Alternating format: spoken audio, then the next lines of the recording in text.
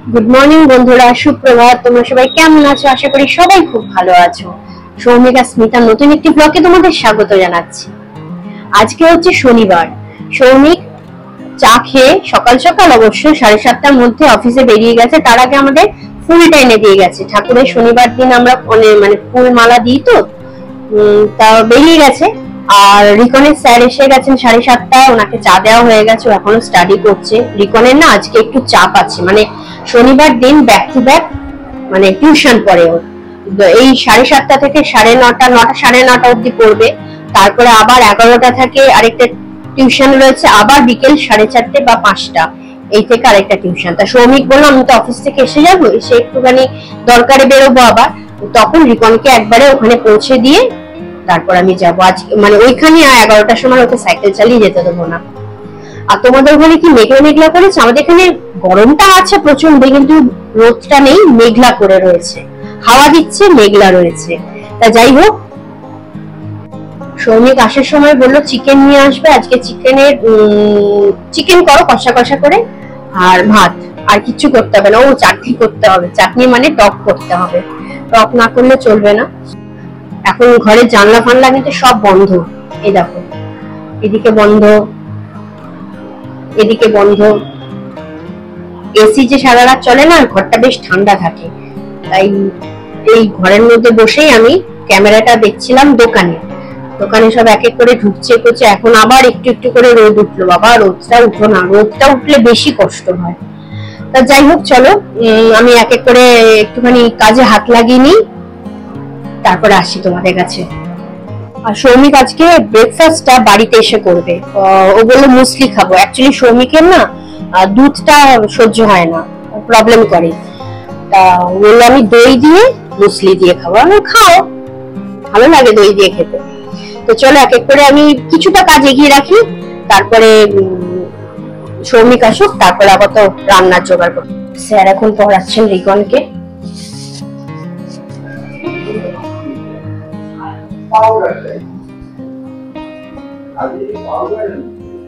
Sir এখন পড়াচ্ছেন। চলো আমি আমটা বের করে নিই। আমটা বের করে নিলাম। আমি টকটা না করে রেখে দিই, তাহলে ঠান্ডা হয়ে যাবে। ঠান্ডা টক না হলে ভালো লাগে না খেতে। আর এই যে ভাড়ালি দেখছো না, ভাড়ালি, এইটুকুনি ভাড়ালি আছে, এটা ভাড়ালি বটি করে ফেলি।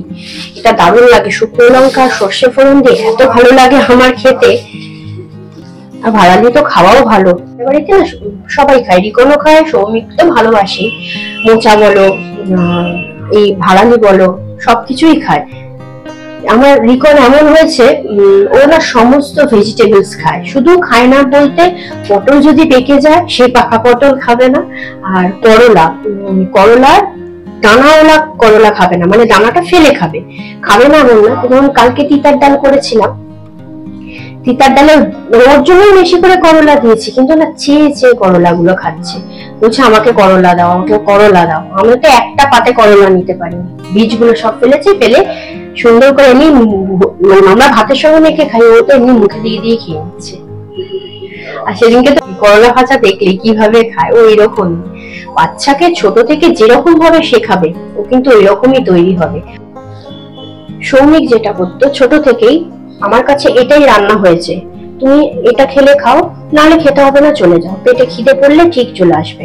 আমাকে বারবার বলতো যে তুমি কিন্তু ওর জন্য আলাদা করে কিচ্ছু বানাবে না। মানে যখন থেকে আর কি চিবিয়ে খেতে শিখলো, বুঝতে শিখলো, তখন থেকে বলতো এই রান্না হয়েছে, এই খেতে হবে, তুমি খেলে খাও, না খেলে উঠে যাও, তোমার জন্য স্পেশাল কিছু হবে না। তো ওই জন্য ও এইভাবে শিখে গেছে। আর এখন ও মানে আনন্দ সহকারে খায়, যে চেপে মানে মা বাবার চাপে খাচ্ছে তা কিন্তু নয়, ও চেয়ে ভালোবেসে খায়। তোমরা বাচ্চাদের এইভাবেই তৈরি করো।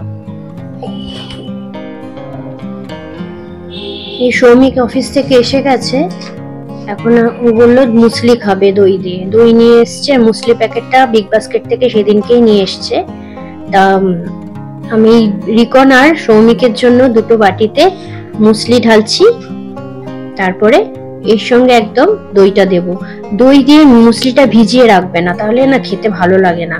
সঙ্গে সঙ্গে মুসলি দিয়ে, মানে মুসলির মধ্যে দই দিয়ে খাবে, বেশ ক্রাঞ্চি ব্যাপারটা আসবে।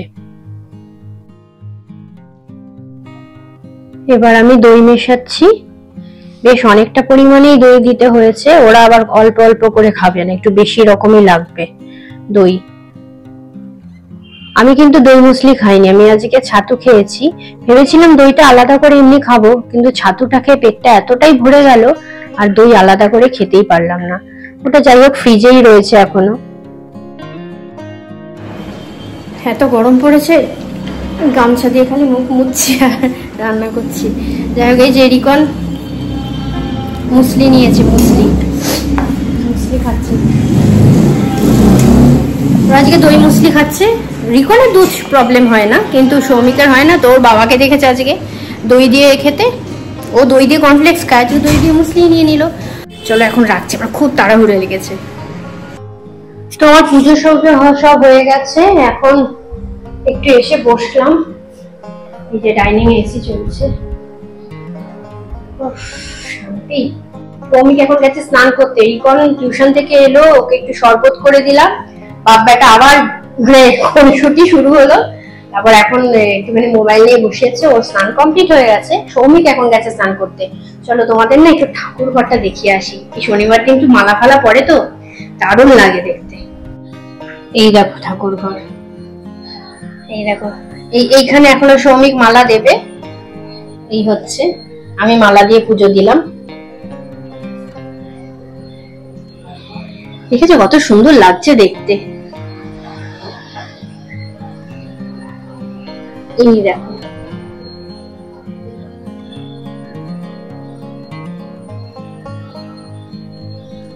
এই হচ্ছে আমার গোপুর খাট।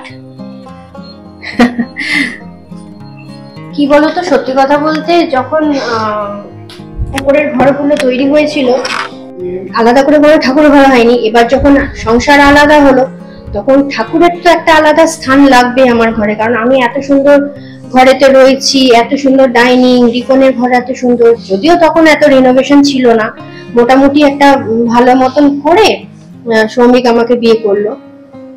তা কোথায় ঠাকুর ঘরটা করবো, সৌমিকের মাথা থেকে তখন বুদ্ধি এলো যে আমার বারান্দাটা পুরো লম্বা টানা বারান্দা, অনেকটা বড় লম্বা টাইপের।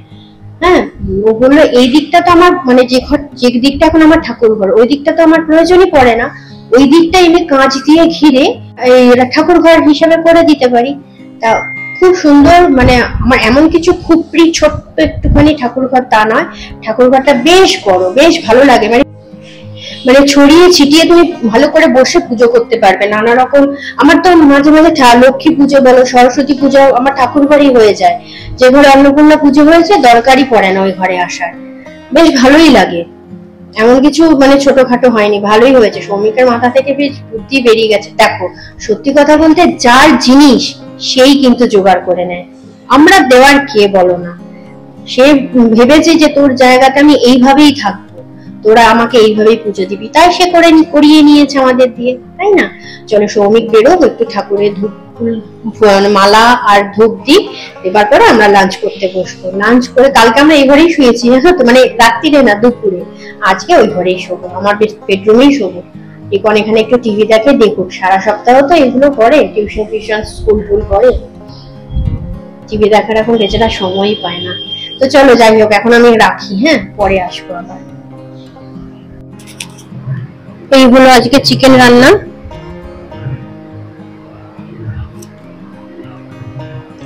খেতে অসাধারণ হয়েছিল, অসাধারণ। এটা রাত্রের জন্য বেড়ে রাখলাম, আর আমাদের দুপুরের লাঞ্চ হয়ে গেছে। গুড ইভিনিং বন্ধুরা, এখন 6:30 বাজে। রিকন পড়তে চলে গেছে, টিউশন গেছে। ও যখন বেরোচ্ছে সিঁড়ি দিয়ে নামছে, বলছে মামাম কি হাওয়া দিচ্ছে। আমি সঙ্গে সঙ্গে এসে ঘরের দেখো জানলা খোলা, এই জানলা খোলা, সব খুলে দিয়েছি, আর সত্যি হাওয়া দিচ্ছে। দক্ষিণ থেকে এত সুন্দর হাওয়া দিচ্ছে। দেখো গরমকালে গরম হবে, কিন্তু এই দেখো চুল উড়ে গেল, ঠিক আছে? খুব সুন্দর হাওয়াটা দিচ্ছে। রিকন এখন টিউশন থেকে এসে গেছে, এসে একটু রেস্ট নিয়ে পড়াশোনা করছে। আবার ওর সামনে তো বেশি কথা বলা যাবে না, তাহলে ওর ডিস্টার্ব হয়। এসে গেছেন সৌমিক দে, খালি একই কথা,